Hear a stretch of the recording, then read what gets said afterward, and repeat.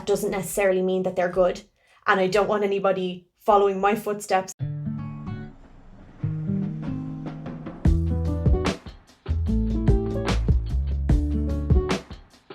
Hello guys, welcome back.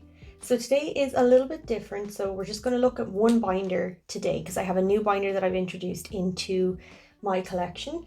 This one is specifically in relation to investments and long-term savings. So I thought it could be interesting to bring you through how I invest my money, how I make the decisions of where to invest my money, and then I'll give you a little bit of information about the different types of investments that I use, how I got into it and things like that, because it could be interesting, I think. We will see. But before we get started, I do have a couple of things to say about it. So first of all, for those of you who don't know, I am a financial advisor and I am studying to be a chartered accountant.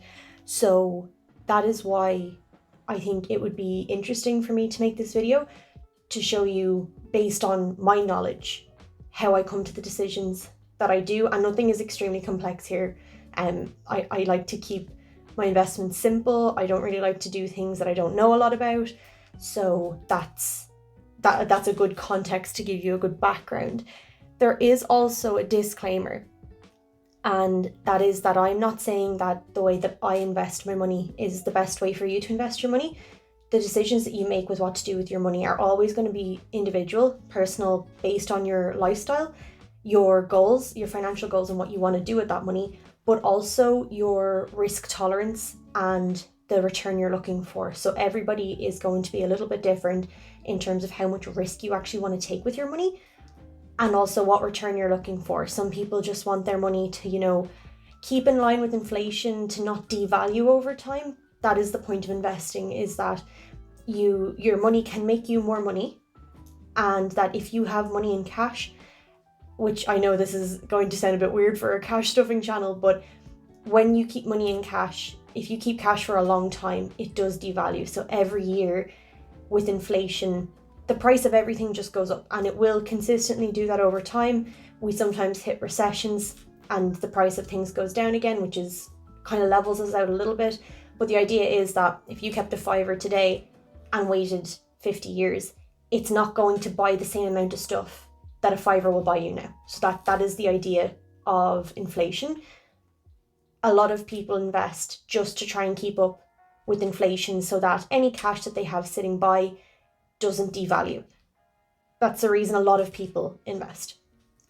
There's also then the other side of the coin, which is that by investing, you can make more money for you, but that also comes with a higher risk. So you can have lower risk investments that will make you less money, but will keep your money in line with inflation. Those are low risk. And you can have higher risk investments that, if you do riskier things with your money, like if you invest in companies, if you invest in materials like gold, silver, like you can really invest in anything. Like you can invest in greeting card companies if you want to, but I like to keep things super simple. So I'm going to bring you through that. There's one more thing about it though that I would like to say, and that is just that there's a lot of noise out there online, on social media, really everywhere you look. There's a lot of information out there telling you what to do and spreading a lot of fear-mongering around investing. And when I say fear-mongering, I don't mean telling you not to invest, rather telling you that you are behind or that you're not in a good place if you're not investing. And I just want to let you know that that is not my take on it. That is not most financial advisors' take on it. Investing is a great tool. It's not something that you have to achieve in your life. It's not something that you have to do. So I just want to let you know that if you feel like you're behind, or you feel like you're not doing something right because you're not investing, you're not alone. There's a lot of people that feel like that. And the reason that people feel like that is because social media makes everybody feel inadequate over everything you do.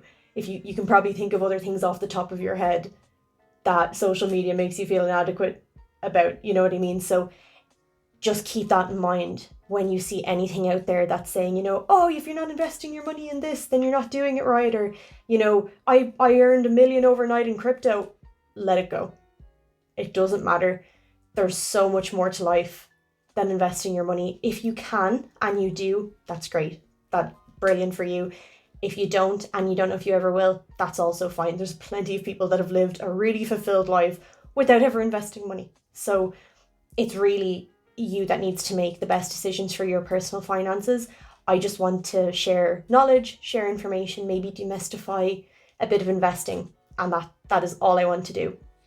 Something else to keep in mind is just, I don't know if you guys, I imagine we all have seen the food triangle, and up the very top of the food triangle is, you know, the sweets and cakes, but there's so much below there, all the food groups you're supposed to meet on the way up. Now I know this is probably really outdated, so don't quote me on my food knowledge, but there's the big fat end of the triangle that tells you all the things that you need to do or need to be kind of getting in your, you know, your 5 a day and stuff. And then at the top of your triangle is sweets and cakes. It's the same for financial advice. So when you look at investing, the most noise online is all about the investing, but that's actually the tip of the triangle. And there's so much more down at the other end of the triangle that it's best practice to have those in place before you even think about investing your money. So that's not what this video is about, but if you do want anything like that, just leave it in the comments. I'm happy to make a video on, you know, best practice financial advice. Happy to help there. But this video is just to show you through my cool new binder that I set up and how I'm looking at investing my money. So she looks very like my own binder, my Juliana binder. So this is my investment binder with the daisies. I have my little dashboard for investments.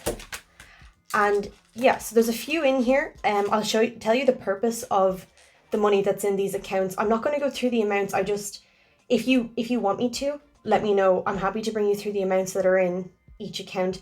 But for the moment, I'd rather focus on why I invest in these sorts of ways. And, you know, if that's helpful and then people want to talk amounts, that's fine. There are 1 or 2 in here that I will be stuffing monthly, but a lot of these just kind of sit and do their thing. So my first one is government bonds. So government bonds, what they are is basically, and I think you can do this in nearly every country, the government always needs money to do what they want to do. And what you can do is you can loan the government money, normally through your like National Treasury Agency. I think in Ireland it's called NTMA. I think our post office manages all of our stuff in Ireland, so that might be the same in other countries, or maybe there's a different way of doing it. But government bonds are super low risk. So when you give money to the government, you're basically giving them a loan, and you will allow them to hold that money for a certain amount of time. And in return, they will give you a certain percentage return.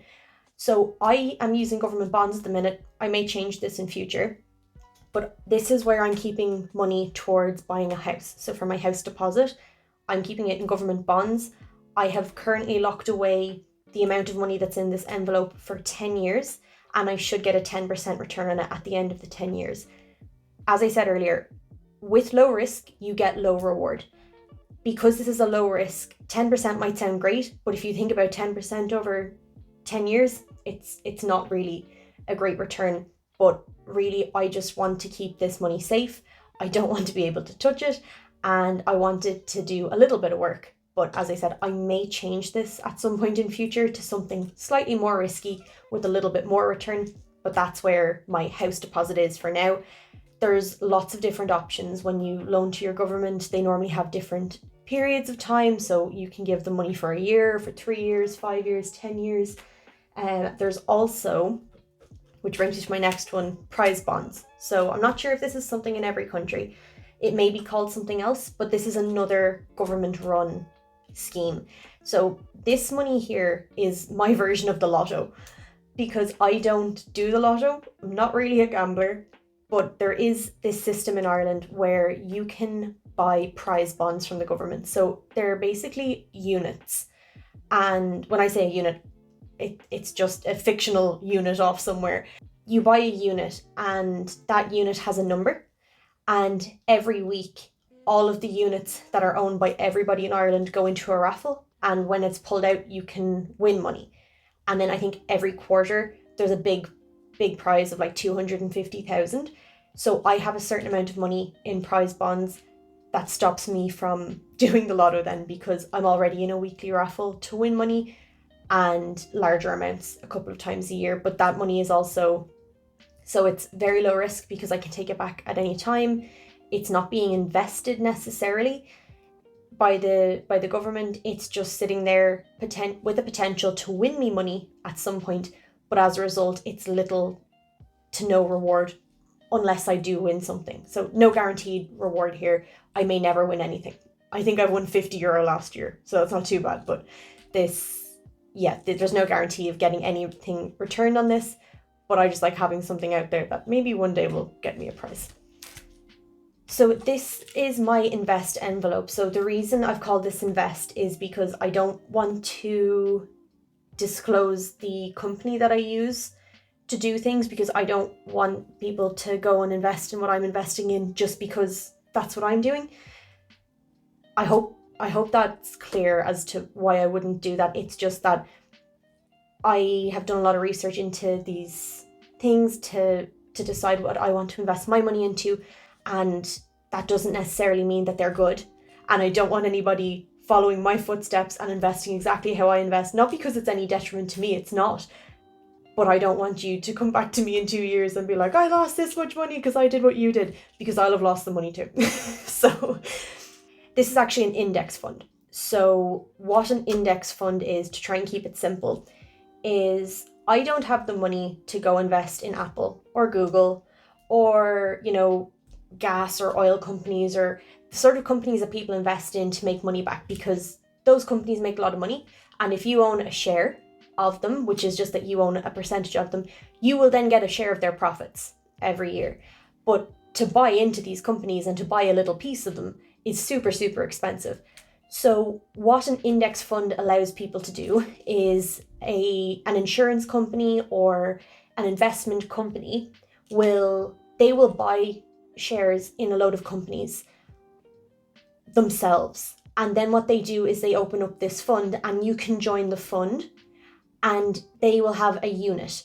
And every time you buy a unit, that unit will be made up of maybe 10% Google, 10% Apple, 10% gas and oil, 10% Tesla. And it means that every time I buy a unit, I don't know how much the units cost right now, and it does change depending on the price of the shares that are bought. But every time I buy a unit, I'm buying a tiny, tiny piece of one share of Apple, or a tiny, tiny piece of one share of Tesla.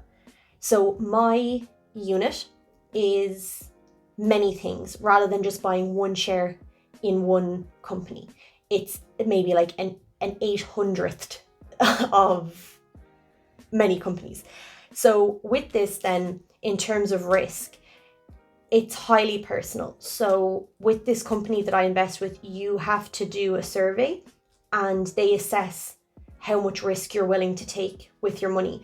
For me, I understand the risks, and this money that I invest every month, this money isn't for anything specific. This is just money that I would like to grow as much as possible. So I'm in a super high risk fund, which means they will be investing in more things like maybe startup companies or just super high risk things. So startup companies that are making a lot of money now but could crash one day. That's the sort of things that this fund will invest in for me.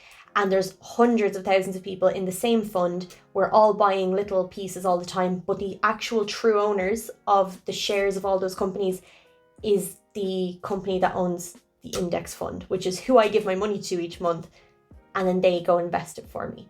I hope that makes sense. The index funds are a little bit awkward to explain and understand, but if there's anything that I've said that is unclear, please just let me know.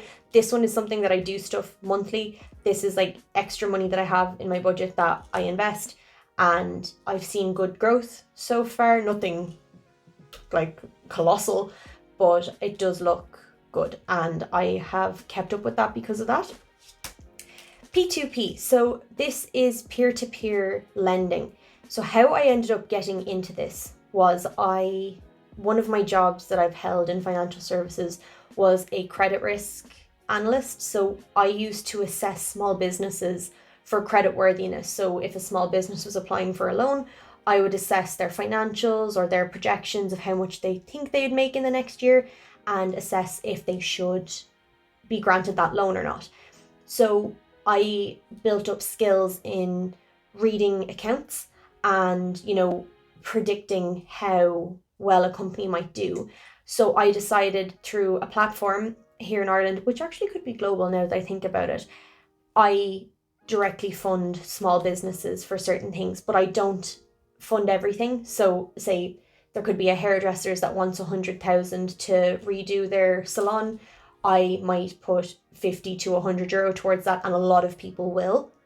And then over the next year or two, they will pay back with interest. So this one is high risk and high reward. So the interest rates, it depends on how good the rating is of the company. If they've had loads of loans before that they've paid back a lot and paid back on time, they'll have a really good risk rating, and therefore the interest rate will be lower as a reward to them.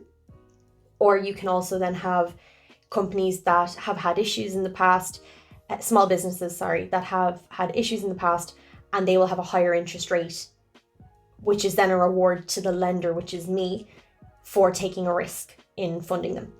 I hope that makes sense. So this is something that I've gotten into. I don't regularly fund it. When I have a little extra cash here and there, I'll put it in here, but this is quite a good reward, bearing in mind that not all businesses succeed. Some do fail, and if they fail, the money I've invested is gone. But I tend to keep the amounts small. I don't ever tend to put more than 50 to 100 euro into one small business. So it's a small loss to me. I wouldn't ever put a huge amount into one just in case.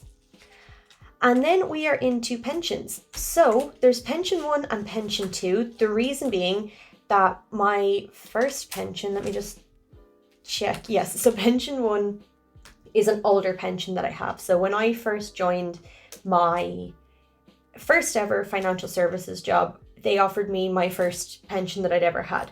So I took that up straight away. I think if there's any company that you've worked for, or if you're, if you are in your early 20s and you're thinking, my employer offers a pension, but it's not really worth anything right now, or you're thinking, I'll save when I'm older. If there's one piece of advice I do have investing wise, is that if you are ever offered a pension from a job and it's optional, take it. And if there's an option for you to pay into that pension as well, I would also always take that, because it's free money.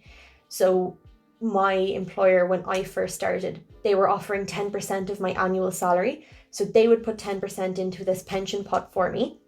And then they would also do a matching system, which meant that for every 2% I put in, not for every 2%. If I put 1% in, they would match it with another 1%, which would then give me 12% going in. Or if I gave 2% into my pension, then they would also match 2%. So for me giving my 2%, my employer would then give 12, and overall 14% of my annual salary was going into a pension. And I got into that from 20 upwards. I am 27 now, and this has built up nicely because I carried it all through my 5-year job in one of the banks in Ireland, and then I moved into a global bank. I moved my pension from my first job over to my second job, which I don't necessarily recommend, but if you want more information on that, let me know and I can explain. And my second job then for a year, that paid in more into this pension, and now it's sitting where it is. I don't contribute to it anymore, and it keeps growing. So that'll keep growing until retirement. So that's the first pension. All my pensions are employment related. So that's the first one. And then my second one is my current pension. So this is with my current employer, and this gets contributed to each month through my pay. Same system again, 10% that they put in, I put in 2, and then they put in an additional 2. So there's 14% a year going in. And for the first year, I have decided that come next year, something that you're allowed to do in Ireland, and I imagine this is everywhere, is in Ireland, there is tax benefits to saving for your pension. I'm pretty sure it's the same everywhere. So the idea is that when you pay money into your pension, you pay it before tax.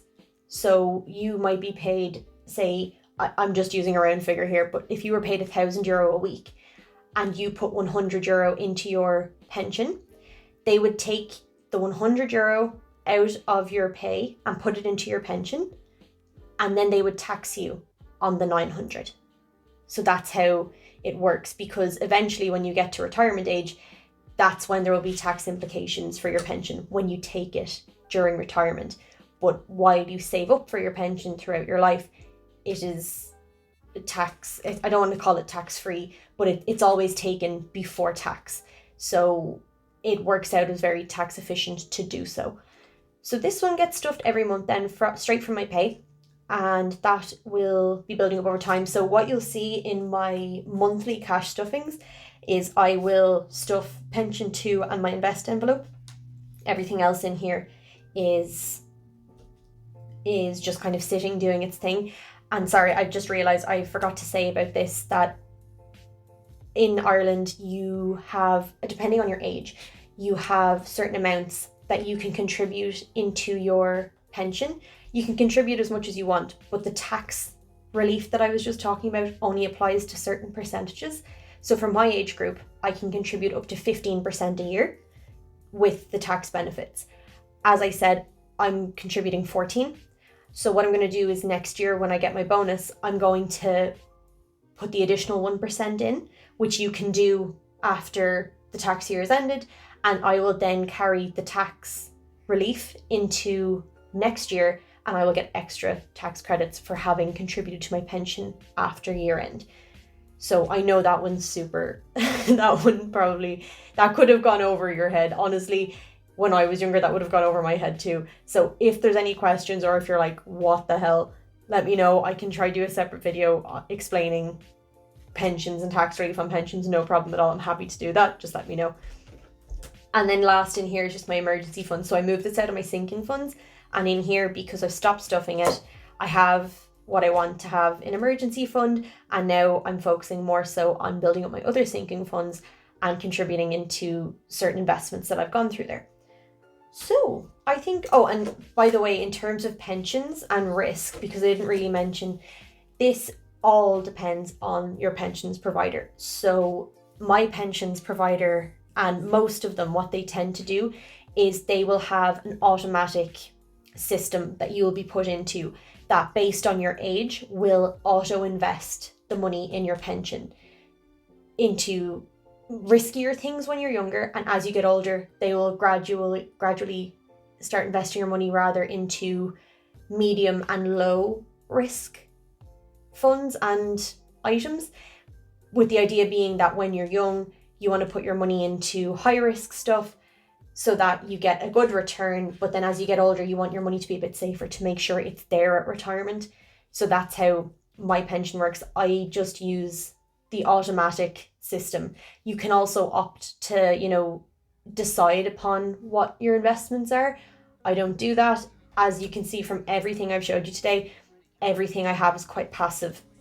The least passive one I have is my P2P, because I would normally assess the business that I'm going to invest in, but it doesn't take me a lot of time and I don't do it that often. So that is probably the one that I have to put the most work into. Everything else here, I pay into that, they invest it for me. I'm not actively paying into prize bonds or government bonds. I do actively pay into my pension, but that's managed by a pension provider. They invest that for me based on what they think is a good spread of investments for someone in my age group, and I'm happy to let them do that. So that is everything in my investments binder. So I hope that was helpful. I hope it was interesting. I know I was talking a lot in this video, but if you do have any questions at all, please let me know, because I'd love to help anybody understand this better, or if there's anything that, I'm going to put my email address in my description as well. And if it's a case that you don't want to put something in the comments because you think it's a stupid question, I know it's super cliche, but there is no such thing as a stupid question, and investments can be super intimidating and super complex if you're not looking in the right place. So if you ever wanted to send me an email and ask me to explain something, I'm absolutely happy to do that and have a private conversation over it. So yeah, that's everything for today. I hope you guys enjoyed, and let me know if you want to see anything like this in the future. Thanks guys, bye.